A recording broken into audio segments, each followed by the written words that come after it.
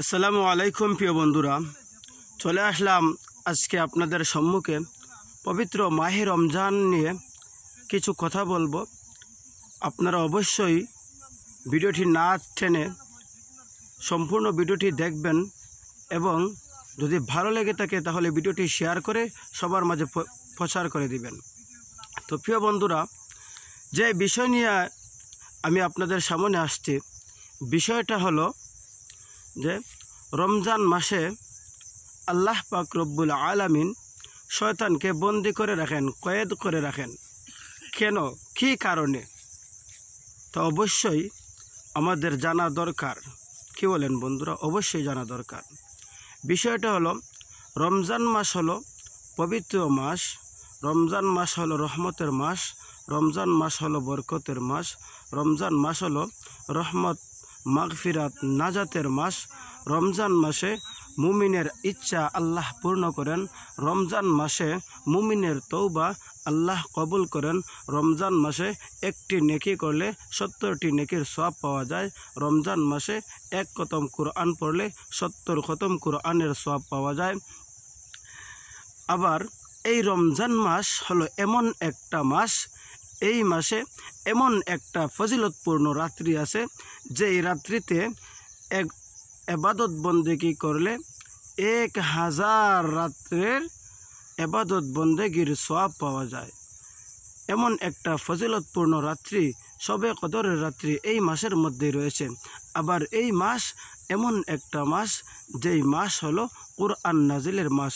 এই মাসেই আখির নবী সরকারে দু আলম হজরত মোহাম্মদ মুস্তফা সাল্লাল্লাহু আলাইহি ওয়াসাল্লামের উপর আল্লাহ পাক রব্বুল আলামিন পবিত্র কালামুল্লাহ শরীফ নাজিল করেছেন।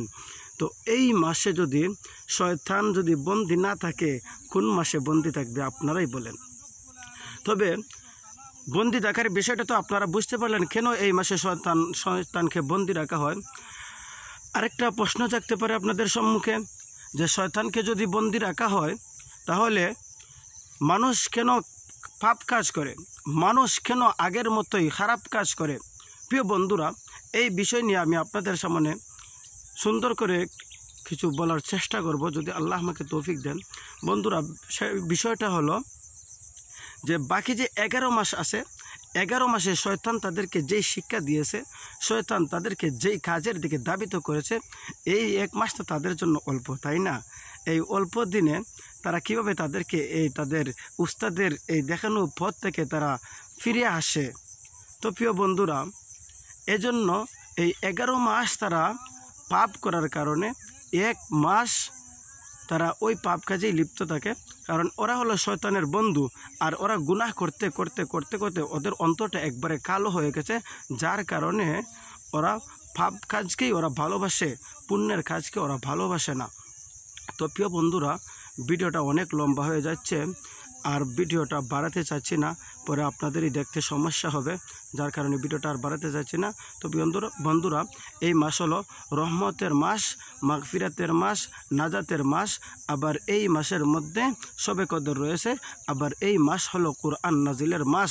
আবার এই মাসে ইতিকাফও রয়েছে। তো প্রিয় বন্ধুরা, এত বরকত, এত ফজিলতপূর্ণ মাসের মধ্যে শয়তানকে যদি বন্দি রাখা হয়, না রাখা হয়, তাহলে কোন মাসে বন্দি রাখা হবে আপনারাই বলেন।